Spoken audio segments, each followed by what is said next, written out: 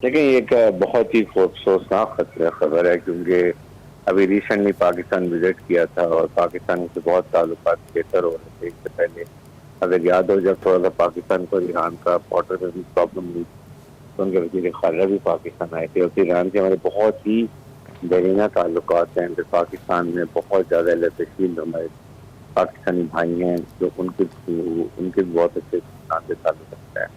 पाकिस्तान के हमने historical cultural religious neighbour Iran में 65 में हमें बड़ा सपोर्ट किया था, हर मौके पे सपोर्ट करता रहा। और अभी जिस तरीके से ईरान की तरफ से हमारे जब ड्रोन अटैक हुआ था तब फीलिंग से ईरान से अभी सदर है और बड़ी खुश हस्ती से पाकिस्तान तमाम बातें भूल के पाकिस्तान में बन यहाँ तक का हम ईरान की गैस पाइपलाइन में लेना चाहते हैं, ईरान के ताल्लुकात से करेंगे। और ये रीजन में ईरान बहुत ही मजबूत मुल्क है, बहुत अच्छा मुल्क है, हमारा नेबर था। इसलिए पूरी कौम पाकिस्तान की वो इसमें बहुत अफसोस है पाकिस्तान। ठीक है भाई साहब, आप दिफाई मामलात को बहुत बेहतर तरीके से समझते हैं और ख़ास तौर पे ये जो वीवीआईपी मूवमेंट्स होती हैं एंड चॉपर्स की और हेलीकॉप्टर्स की जो मूवमेंट्स होती हैं, अगरचे कि ये एक वल्नरेबल एक एलिमेंट होता है इसके अंदर जब भी वीवीआईपीज मूव करते हैं ऐसे इलाकों के अंदर थ्रू चॉपर्स, कितना इस बात का खदशा मौजूद होता है कि error could be technical, because जब हेड ऑफ स्टेट कहीं पर जा रहा होता है और ख़ास तौर पर ऐसे वल्नरेबल इलाके में तो सारे जो प्रोटोकॉल्स हैं उनको अच्छे तरीके से आई बिलीव चेक किया जाता है। लेकिन आप जरा टेक्निकली हमें बताइए कि टेक्निकली क्या एलिमेंट आप फाइंड करते हैं इसमें ये बात है कि Iran is under sanction from 1979 जी, और ईरान को बहुत ज्यादा प्रॉब्लम थी कि इन हेलीकॉप्टर के एयरक्राफ्ट के पुरजाजात दिफाई नौयत के जो दे सकें और वो उनको नहीं मिले थे, उनको इस पर कॉम्प्रोमाइज करना पड़ता था।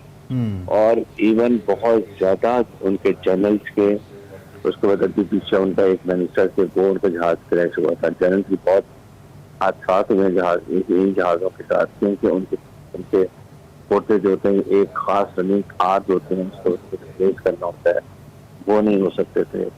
तो ये भी एक बड़ी वजह हो सकती है कि कहीं ना कहीं मेल फंक्शनिंग हुई है इसकी वजह से। इनके बहुत पुराने हेलीकॉप्टर हैं और वही चल रहे हैं, सेंक्शन चल रही है, अमेरिकन सेंक्शन लगाएंगे और This should be one of the main factors के इस वजह से उनके पिछले 3-4-5 साल में बहुत हादसे हेलीकॉप्टर के प्लेन क्रैश हुए हैं, लैक ऑफ ये रिप्लेसमेंट ऑफ पार्ट्स। नेशन में ये भी एक वजह हो सकती है, शायद मौसम खराब, पहाड़ी इलाका, पुअर विजिबिलिटी, लेकिन ऑल भी फैक्टर जिसकी वजह से इंसिडेंट हो सकता है। ठीक है, बिल्कुल तहकीकात के बाद ही ये सारी चीज़ें वाजे होंगी। ब्रिगेडियर साहब, ईरान की फॉरेन और सिक्योरिटी पॉलिसी पर कुछ असरात होते देख रहे हैं आज, जो ये जो इतनी बड़ी खबर सामने आई है ईरानी सदर के जो हमें नहीं रहे हैं वो अब, और इस सारी सिचुएशन के एक तो खित्ते की सूरत हाल पर क्या असरात होंगे और खुसूसी तौर पर ईरान की फॉरेन सिक्योरिटी पॉलिसी पर? देखिए, ये उनके अगर आपने देखा हो जो उनके रूहानी पेशवा हैं उन्होंने बड़ी क्लियर बात की थी कि ईरान को नॉर्मल सिक्योरिटी रहेगी, नॉर्मल हालात रहेंगे, कोई ऐसी परेशानी की बात नहीं। लेकिन बहुत दुआ उनकी पूरी कौम ने की थी because he was very good president और ये बहुत ही नंबर 1 सिक्योरिटी में आते थे, नंबर 2 आते थे उनकी सिक्योरिटी में जहाँ पर ईरान के अंदर।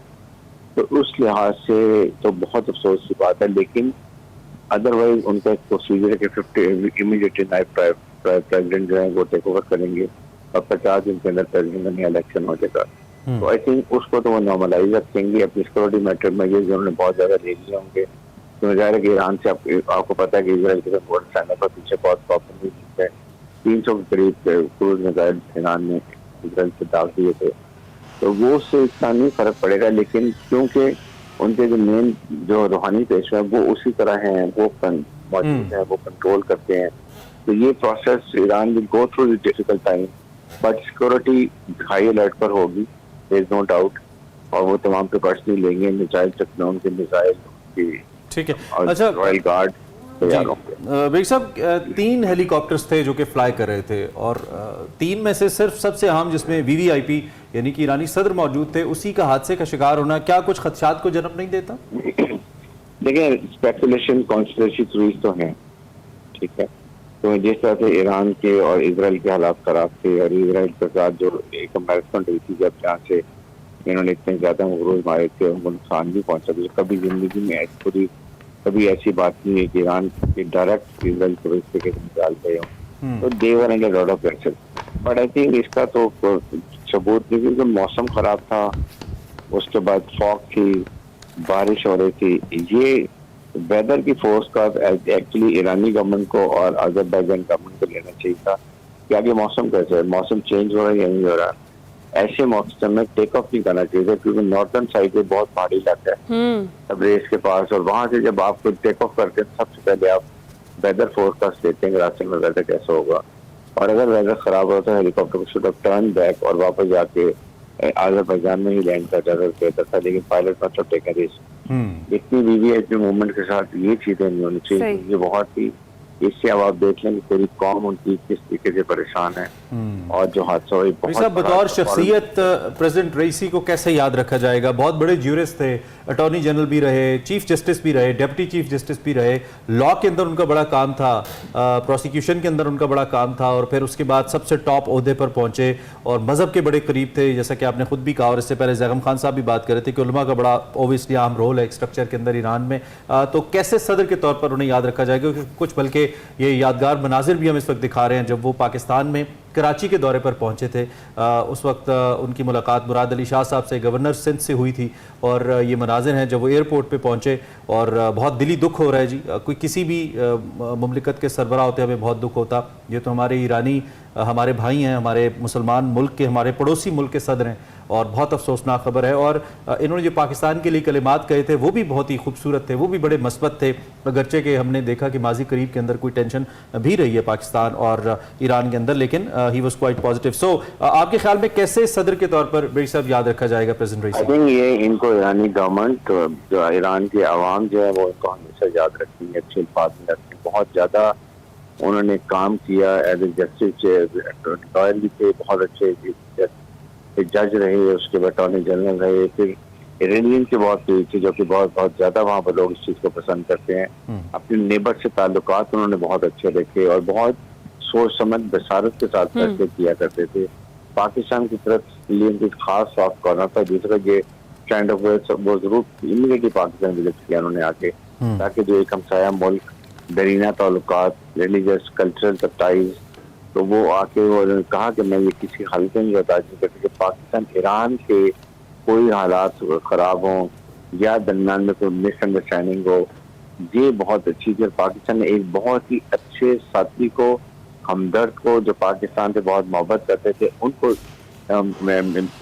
छोड़ दिया, जिसकी वजह से ये खला तो कभी पूरा नहीं हो सकता। लेकिन आई एम श्योर कि नई जो उनकी हुकूमत प्रेसिडेंट आएंगे वो वही ताल्लुकात होंगे, उसी तरह पाकिस्तान के ताल्लुकात रहेंगे। It is a big shock for Pakistan की पूरी कौम इस सदमे में है, और ईरान के गम में बराबर की शरीक है। बिल्कुल, ईरान के गम में बराबर के हम शरीक हैं। ब्रिगेडियर साहब, जिस तरह से अभी पाक ईरान ताल्लुकात की आपने बात की, जिक्र किया, तो जिस तरह से इमरान ने भी कहा कि पिछले कुछ अरसे में कुछ कशीदगी रही पाक ईरान ताल्लुकात में, कुछ हमें सख्तियाँ तलखियाँ देखने को मिली, लेकिन उसके बावजूद उसके बाद उनका खुद पाकिस्तान का दौरा करना, और बड़ा खुशाइन था वो, हम बड़ा पॉजिटिव ले रहे थे उसको, इस पर आप क्या कहेंगे?